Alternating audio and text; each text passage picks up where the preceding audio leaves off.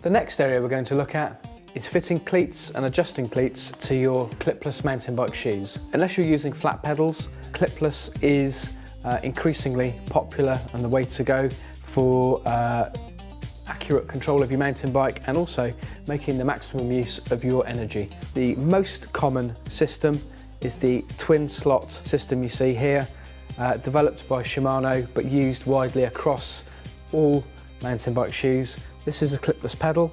As you can see, it has a set of sprung jaws on this side and another set corresponding on the other side. These basically allow you to fit a cleat to the bottom of your shoe, and that cleat, this front part of it, will fit under here, and as you stand down with the heel, that will spring this plate back and grip the reverse part of the cleat, this section that's just here, under there. And as you twist your foot sideways, heel out, that forces the sprung jaw backwards and allows you to release the foot. Okay, the first thing to do is to really think about how you ride your bike, where your feet sit on the pedals, because what we're going to try to do is figure out exactly where the best point for these cleats is to be positioned on the sole. So go and have a ride on your bike with your shoes but without the cleats fitted, just to get a sense of exactly how your feet naturally fall on the pedals. Quite often it won't be exactly the same. You might find that one foot is very slightly heel in, one might be slightly toe in or toe out, one might be exactly straight, the other might have a toe in or a toe out on it. What we're trying to do really is position the cleat under the ball of the foot.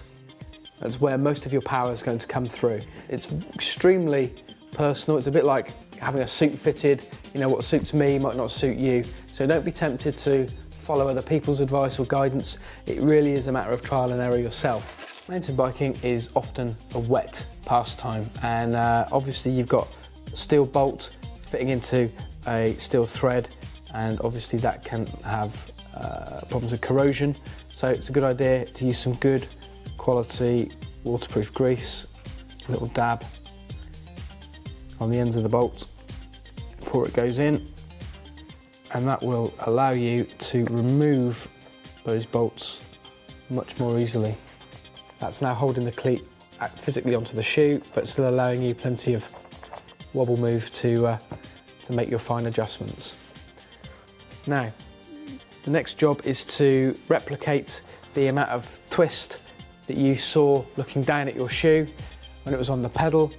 So if you were toe in or toe out, you need to understand that the pedal doesn't move in relation to the bike, but your shoe does. So you're going to have to move your cleat either so that the centre of the front of the cleat points sort of out towards your big toe, or possibly if you're very heel out, it might point the other way.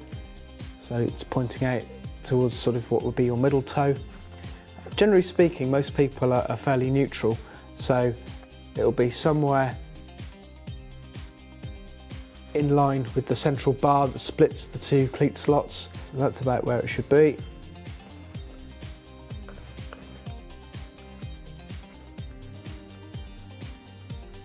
Give those a bit more of a tighten up. Don't go mad, don't over crank them, just enough to stop them moving. Now, it's a good idea at this point to reduce the tension on your SPD pedal. You can see here that there's a tension adjustment bolt just here. Turn it this way, clockwise to increase the tension, anti-clockwise to remove it. That's pretty much on the stop now for minimum tension. You've been for a ride around the block, you've worked out exactly where your shoe feels natural. Carefully take your foot out without disturbing the cleat in the shoe. Make any adjustments if necessary. If none are necessary, as there won't be on this one, you're free to put the turns on the cleats, on the bolts.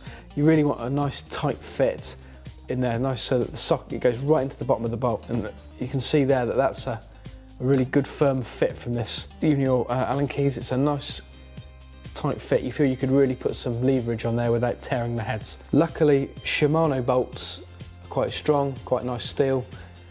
work quite well. Some other brands of cleat bolts don't use such nice metal and can easily be torn.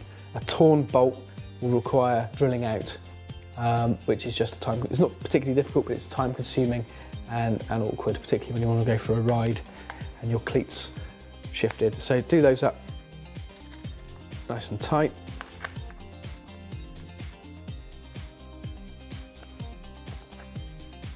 You're good to go. Make sure that there's nothing trapped between the cleat and the... Nope, that's all good, and that your cleat is not protruding underneath the level of the sole. Obviously you should be able to walk along on an SPD shoe without it click-clacking too badly.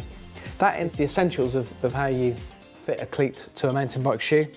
You can get far more in-depth with it. You can draw yourself lines to sort of work out where everything is, but to be honest, it's quite good to get to know how to do it by feel and understand, have a really good understanding of where your personal mechanics relate to your shoes and have it done like that.